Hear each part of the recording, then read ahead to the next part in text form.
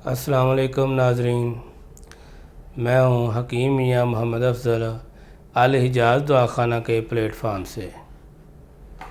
तो नाजरीन, आज हम बात करेंगे ओलिगोस्पर्मिया पर कि ओलिगोस्पर्मिया क्या होता है, यानी स्पर्म का कम होना। इसके अलावा इसको ये कह सकते हो कि मर्दाना बांझपन कह सकते हो, जिसकी वजह से इंसान औलाद जैसे मेवे से महरूम रहता है। तो दोस्तों, ओलिगोस्पर्मिया जो है ये क्यों होता है, किस वजह से होता है, इसके सिम्टम्स क्या हैं। तो ओलिगोस्पर्मिया के सिम्टम्स ये होते हैं। नंबर 1, इंसानी टेस्टिकल वेन्स के अंदर इन्फेक्शन हो जाना या इन वेन्स के अंदर सोजश का पैदा हो जाना, ये वजह होती है। इसके अलावा इन वेन्स के अंदर गुच्छे से बन जाते हैं, तो वो वेन्स बंद होने की वजह से भी ऐसा होता है। इसके अलावा प्रोस्टेट ग्लैंड की वजह से भी ओलिगोस्पर्मिया का इंसान शिकार हो जाता है।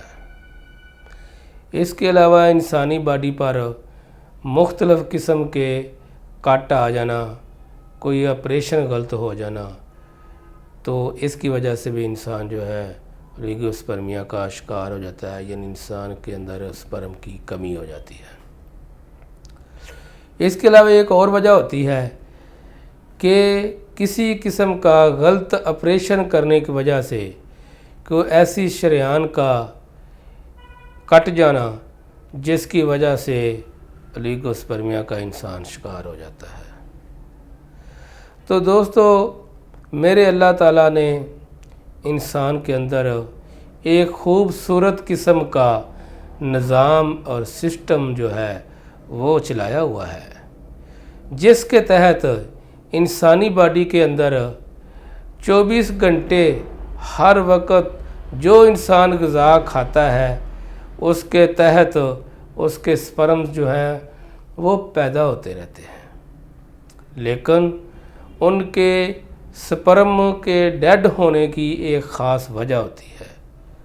वो ये होती है कि इंसान का ग़िज़ाई बेइतदाली का शिकार हो जाना, यानी ऐसी ग़िज़ाएँ इस्तेमाल करते जाना जिनके अंदर एसिडिटी की मकदार ज़्यादा पाई जाती है। तो इस वजह से इंसानी बॉडी के अंदर जो रिएक्शन करती है उसका पीएचसी लेवल जो है वो बढ़ जाता है और इंसानी बॉडी के अंदर टीएलसी की मकदार बढ़ जाती है, इन्फेक्शन जो है वो ज़्यादा हो जाती है।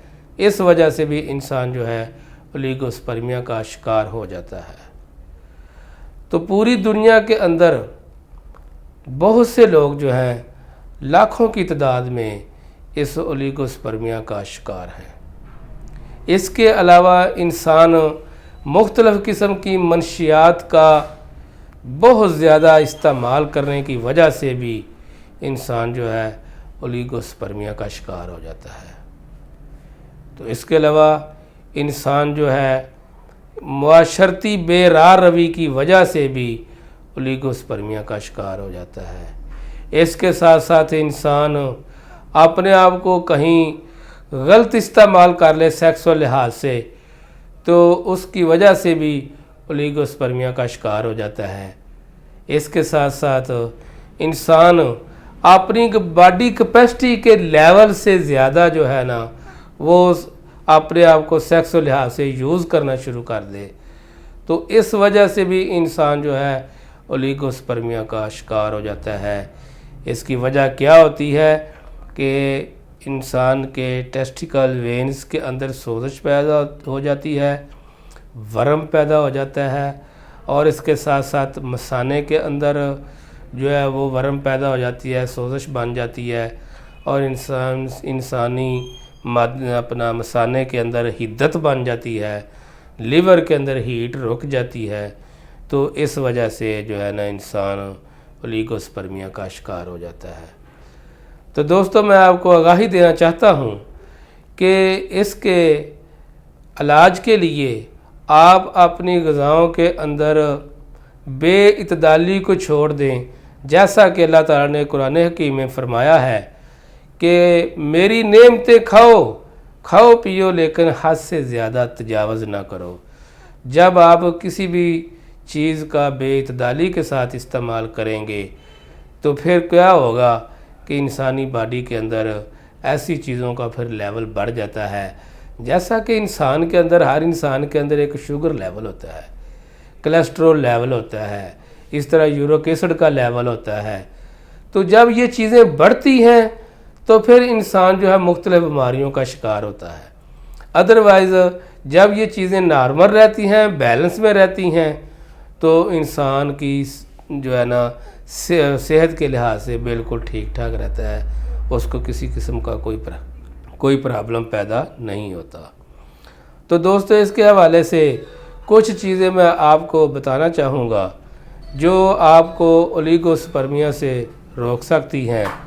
जिन चीज़ों के अंदर एसिड की मकदार या एसिडिटी की मकदार ज़्यादा हो जाती है उन चीज़ों को आप छोड़ दें, जैसे कि फ़ास्ट फूड वगैरह या तली हुई चीज़ें या तुरश चीज़ों का इस्तेमाल ज़्यादा करना।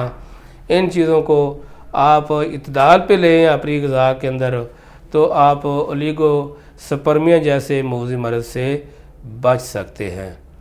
तो दोस्तों इस हवाले से मैं ये आपको आगाही देता जाऊंगा कि मुख्तसर चीज़ें आपको बता रहा हूँ, आपको एक तारफ़ आपको मैं ओलिगोस्पर्मिया का बता रहा हूँ। तो कोई भी मेरा भाई इस किस्म के ओलिगोस्पर्मिया का अगर शिकार है तो अपनी रिपोर्ट्स के हमरा अल हिजाज़ दवाखाना पर तशरीफ़ लाएँ। इंशाअल्लाह अल्लाह के फजल करम से 100% कामयाब इलाज होगा। अस्सलाम वालेकुम।